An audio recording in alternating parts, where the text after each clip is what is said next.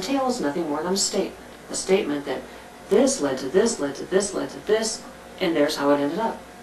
So an early storyteller would be able to say, okay, I'm going to tell you about this situation, that if you start here and you take this series of steps, you end up there, and it's a good thing or it's a bad thing to be there.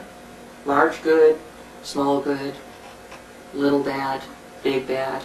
But follow these series of steps from this starting point and you'll end up with this thing that's good or bad.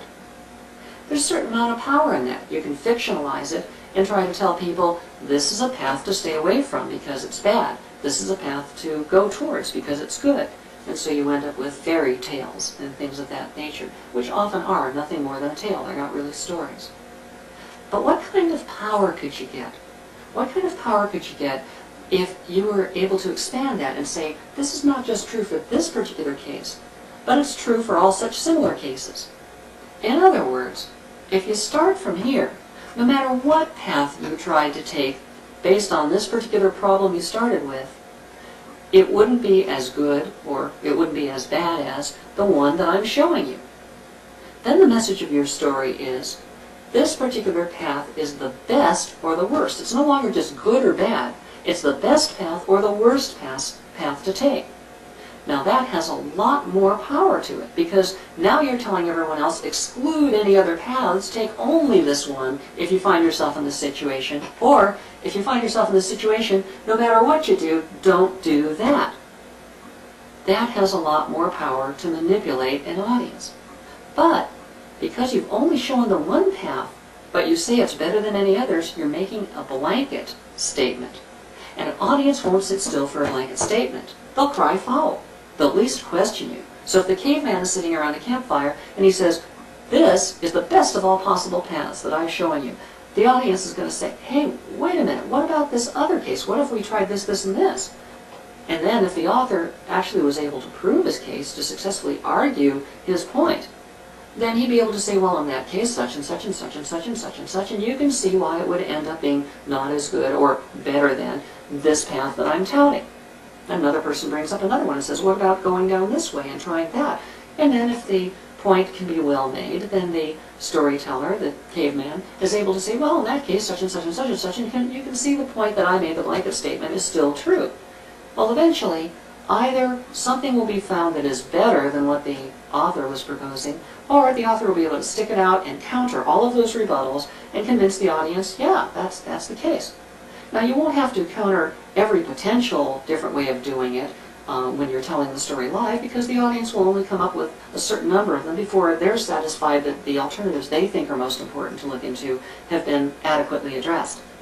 But the moment that you record the art form, the story, the moment that you put it into a song ballad or a stage play or a motion picture or a book, as soon as that happens, you're no longer there to counter the rebuttals. And you also don't know what rebuttals will come up. So if somebody looks at your story as a movie in the theater, and they see that some pathway they think ought to be taken wasn't even suggested, then they're going to feel that you haven't made your case, because maybe that would have been a better path, for example. So what do? You have to anticipate in a recorded art form all of the different rebuttals that might come up about other potential solutions, and show why these other potential solutions could not be as good or as bad as the one that you're proposing, proving, therefore, that if all appropriate alternatives have been explored and yours is still the best or the worst, then you've made your case. You've successfully argued your point, and the blanket statement is now considered a successfully argued argument. So, to a conclusion. So, in order to do that, you have to anticipate all the ways the audience might think of solving that problem alternatively.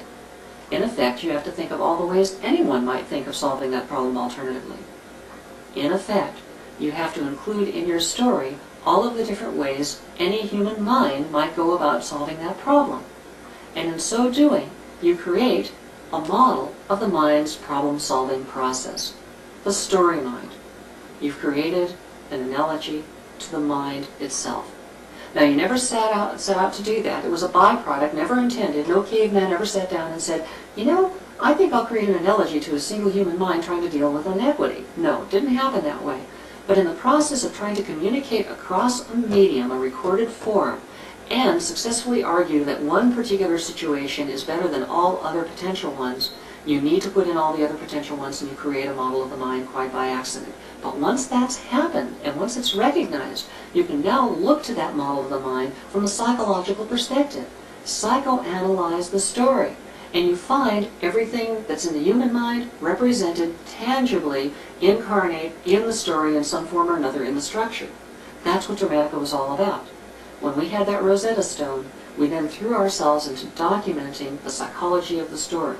And we documented the story mind, we created the theory, we created the software to implement a major portion of the theory that allows the author to answer questions about the impact that he or she wishes to have, and have this story engine then predict the structure necessary to achieve that particular impact.